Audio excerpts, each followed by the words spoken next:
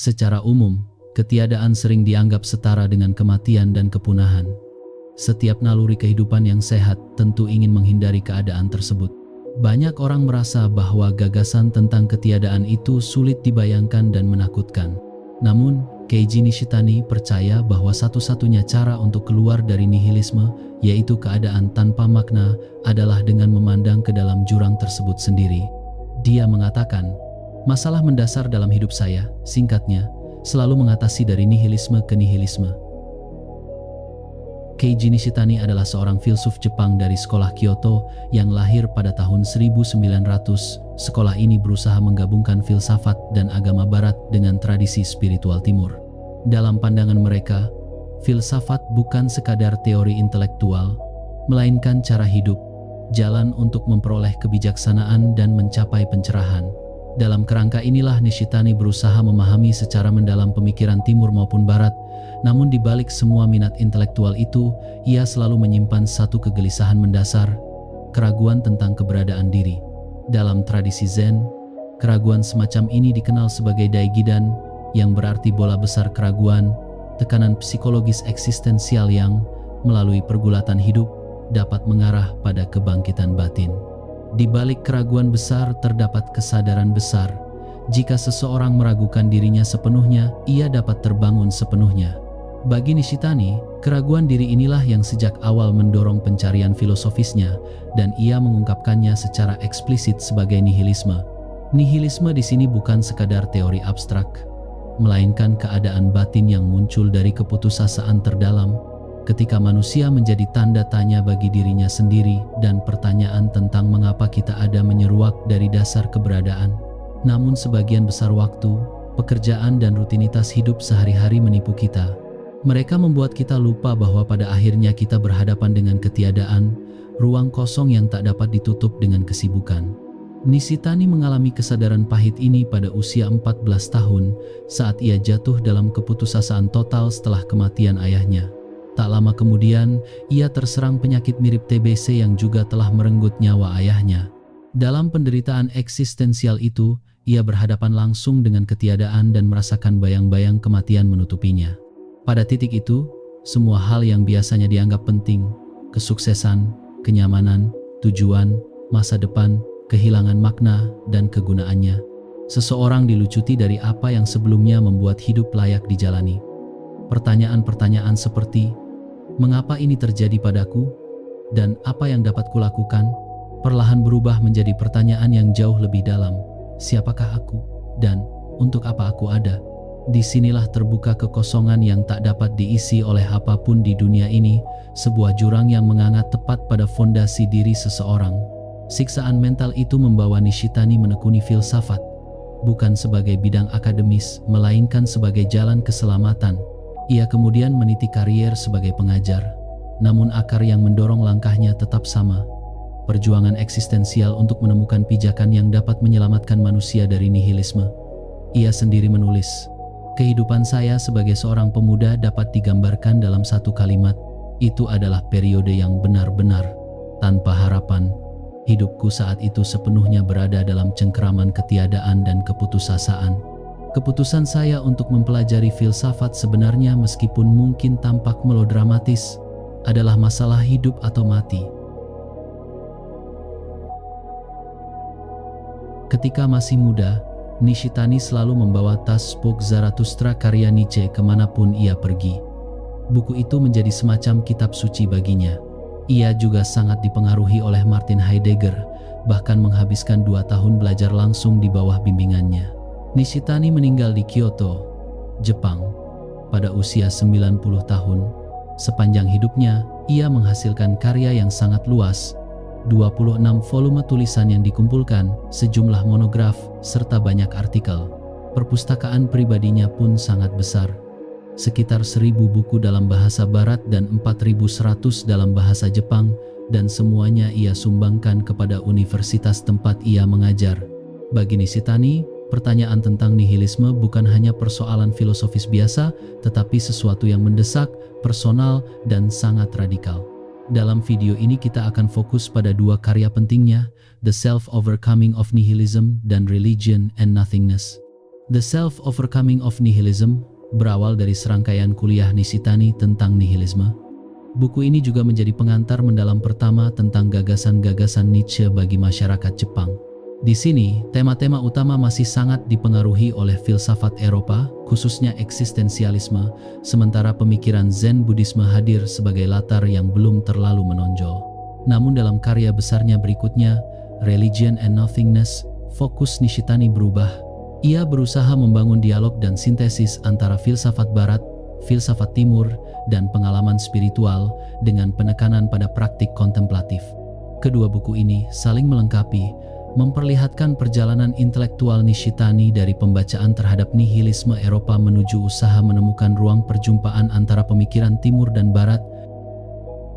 Dalam The Self-Overcoming of Nihilism, Nishitani memulai pembahasannya dengan menelusuri sejarah pemahaman tentang nihilisme melalui para pemikir seperti Hegel, Schopenhauer, Kierkegaard, Nietzsche, Max Stirner, Heidegger, dan Sartre.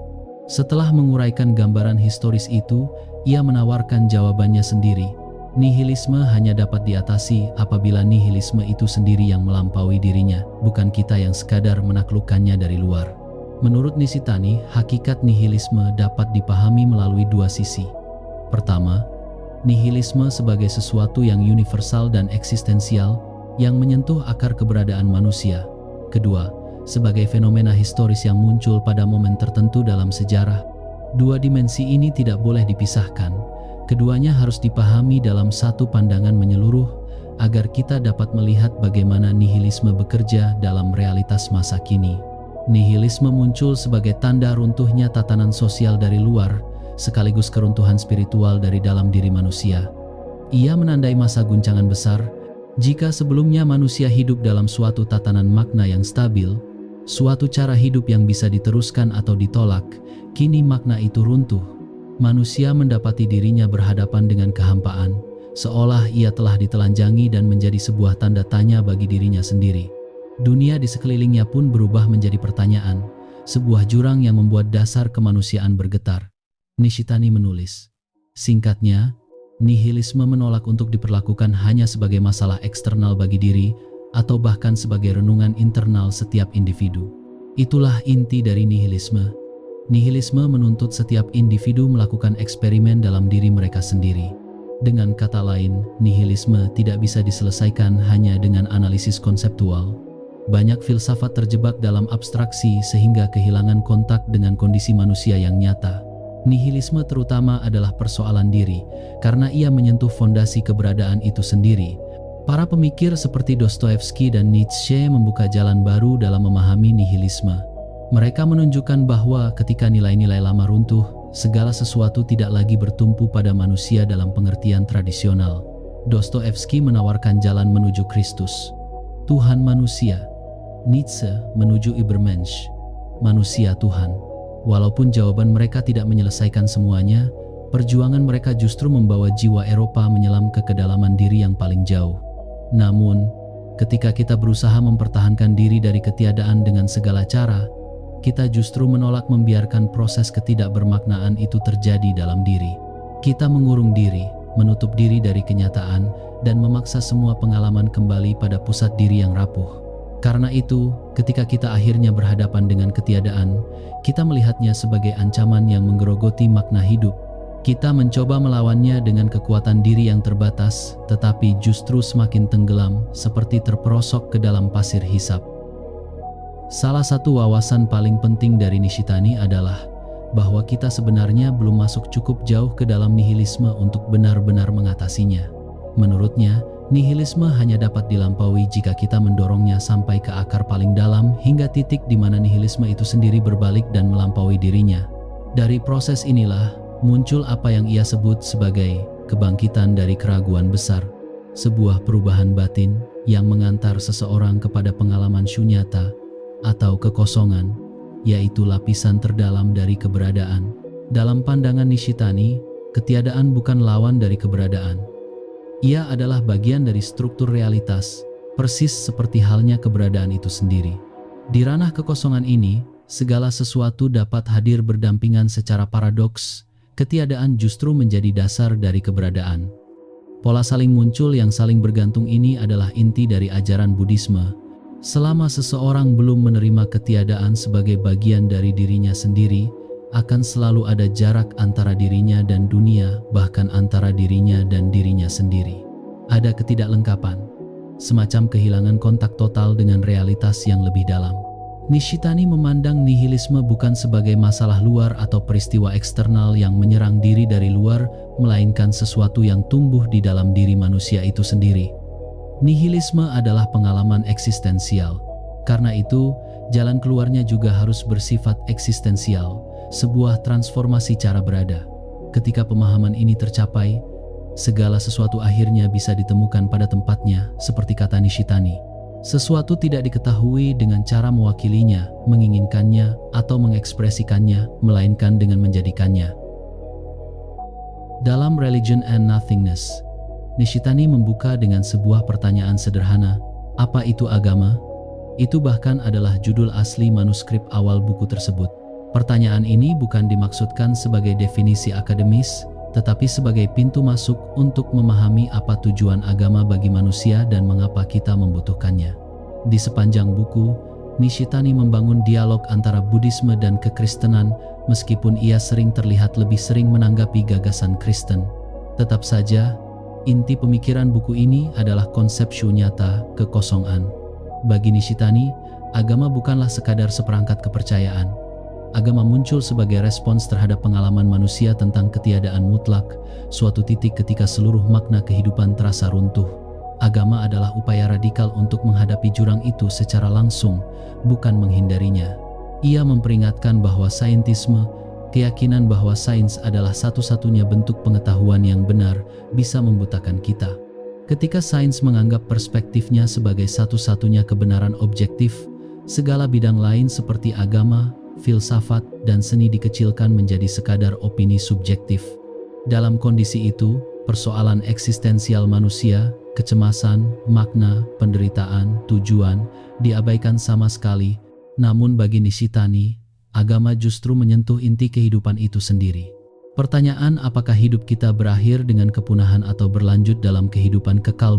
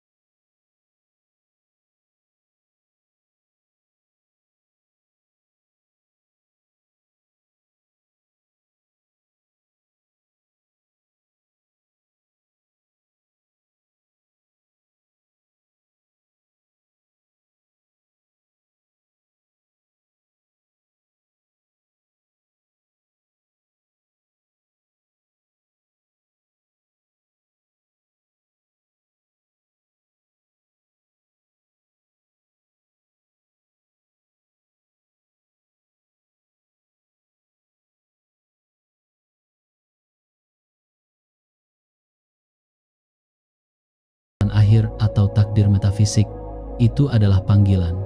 Ketika kita benar-benar memahami kekosongan, pemikiran kita menjadi non-dualistik. Kita berhenti mengalami diri dan dunia sebagai dua hal yang terpisah. Kita menjadi dunia, dan dunia menjadi diri kita. Inilah konsep Buddhis tentang tidak adanya diri. Anatta, diri sejati muncul ketika ego runtuh. Diri yang menolak untuk menjadi pusat segala hal, justru menemukan dirinya sebagai bagian dari keseluruhan. Ini terkait dengan gambaran Indrasnet, jaringan indera, bahwa segala sesuatu di dunia ini saling terkait. Tidak ada fenomena yang berdiri sendiri. Tidak ada satu hal pun yang muncul tanpa hubungan dengan yang lainnya. Ketika ego dilepaskan, kita tidak hanya menjadi tuan atas diri sendiri, tetapi juga pelayan bagi orang lain. Sebuah paradoks yang hanya masuk akal jika kita melihat diri sebagai bagian dari jejaring realitas yang saling menopang. Pemikiran ini bahkan mempengaruhi psikoterapi Jepang modern, terutama untuk mengatasi kecemasan dan depresi. Menerima segala sesuatu apa adanya, alih-alih melarikan diri ke skenario imajiner atau tenggelam dalam fokus obsesif pada masalah-masalah kecil ego, dipandang sangat penting bagi kesehatan mental dan sosial. Untuk menyatu dengan realitas dalam kesadaran non-dual, seseorang harus belajar mengosongkan diri dari ego dan melihat segala sesuatu secara langsung, tanpa distorsi subjektif, tanpa interpretasi reflektif yang memperkeruh. Masalahnya, pikiran konseptual kita hampir tidak mampu memahami hal ini.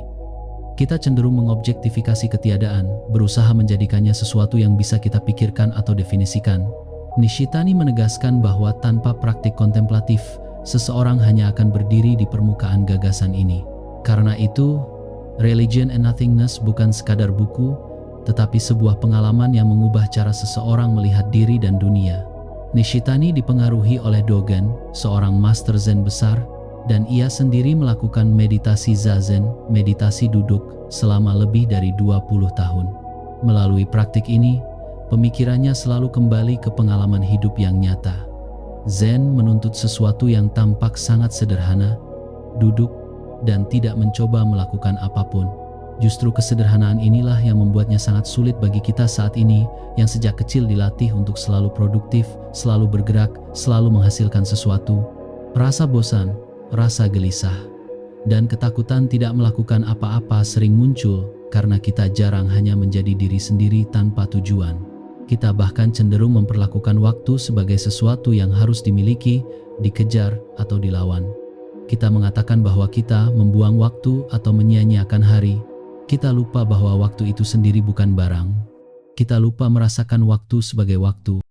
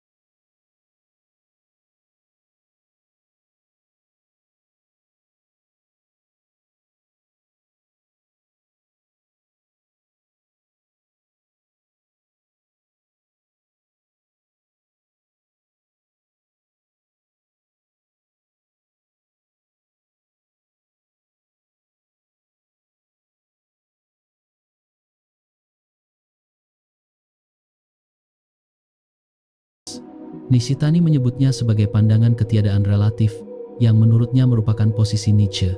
Bagi dia, seseorang tidak bisa mengatasi nihilisme melalui kehendak untuk berkuasa atau heroisme ego. Kita hanya bisa melampauinya dengan menerima nihilisme itu sebagai bagian dari keberadaan. Nietzsche menurut Nishitani, hampir berhasil mengatasi nihilisme, namun tidak menatap jurang itu cukup lama. Ia tidak memberi ruang bagi perspektif Zen, perspektif tanpa diri, untuk sepenuhnya muncul. Ia tetap berpijak pada sudut pandang kehendak. Untuk benar-benar melampaui nihilitas, kita harus mundur selangkah lagi menuju bidang kekosongan, agar cahaya dapat menerangi apa yang selama ini berada tepat di bawah kaki kita. Nishitani menulis, berbeda dengan bidang ketiadaan, di mana jurang yang sunyi dan tak berdasar mengusir, bahkan hal-hal yang paling dekat sekalipun, di bidang kekosongan, kesenjangan absolut itu justru membuka pertemuan yang lebih intim dengan segala sesuatu. Jika nihilitas adalah ketiadaan relatif, maka kekosongan adalah ketiadaan absolut, sebuah negasi mendasar yang merangkul segala sesuatu, dari mana segala hal terbentuk dan muncul kembali. Negasi absolut sebagai negasi dari negasi justru menjadi afirmasi agung. Ketika seseorang memasuki syunyata dan melampaui ketiadaan, ia juga melampaui batas kesadaran diri. Ia terbebas dari egosentrisme, antroposentrisme, bahkan teosentrisme, sehingga realitas tertinggi dapat hadir sepenuhnya. Pada momen itu, seseorang merasa kembali pulang, seakan menghirup udara pegunungan yang jernih. Di sini terbuka kehidupan yang tercerahkan, perspektif hidup mati yang memungkinkan pengalaman kebahagiaan terdalam. Perjalanan ini adalah perjalanan sang pahlawan, kematian psikologis dan kelahiran kembali. Diri lama runtuh, diri baru tanpa diri lahir, dan pengetahuan berubah menjadi kebijaksanaan menghadapi kesulitan hidup. Dalam Zen, ini adalah kematian besar yang hanya sedikit orang alami. Kebanyakan dari kita hanya mengalami kematian kecil. Seperti kata seorang master Zen, jika kamu mati sebelum mati, maka ketika kamu mati, kamu tidak mati. Menurut Nishitani, filsafat barat berkembang terutama di bidang kesadaran, di mana kita tidak pernah menyentuh benda itu sendiri, melainkan hanya representasi subjektif kita. Mengatasi ego berarti mengurangi penderitaan. Ekstasi adalah melampaui diri tanpa menghapus keberadaan diri. Tanpa kontak dengan lapisan terdalam, kita tetap terasing, hidup tanpa mengenal siapa kita sebenarnya. Kita seperti lalat yang terus menabrak kaca jendela tanpa mampu melewatinya. Kita menolak melihat realitas kehidupan dan jurang yang menganga di bawahnya. Padahal jurang itu tetap ada, entah kita mengakuinya atau tidak. Sebaliknya, pada bidang kekosongan, kita bisa menembus cara segala sesuatu tampak bagi subjek manusia dan akhirnya melihat hal-hal sebagaimana adanya. Bukan hanya diri kita berubah menjadi diri baru, dunia juga berubah bentuk di depan mata kita. Kita memperoleh visi baru, hati kita bergeser, perspektif kita semakin dalam. Hal-hal yang sebelumnya tersembunyi mulai terungkap. Ketika seseorang menyadari keterhubungan paling mendasar antara dirinya dan dunia, ia berhenti melihat dunia sebagai sesuatu yang terpisah darinya. Diri baru ini tidak lagi menempatkan dirinya sebagai pusat dari segalanya. Dengan mempraktikkan pandangan dari atas, seseorang mengambil jarak dari pandangan sempitnya sendiri dan memasuki perspektif orang ketiga. Di sini individu tidak lagi merasa kecil di tengah kosmos. Justru ia memberi makna kosmik pada hidupnya. Kosmos dan individu saling menembus. Seseorang menjadi individu kosmik. Seperti ksatria iman ala Kierkegaard yang bergerak dari keterbatasan menuju kosmos lalu kembali ke keterbatasan, individu kosmik menikmati segala hal yang terbatas sambil melihat realitas sebagaimana adanya. Penampilannya tetap biasa saja, tanpa aura khusus atau tanda keunggulan, namun setiap langkahnya membawa kekuatan tak terlihat dari makna kosmik. Terima kasih.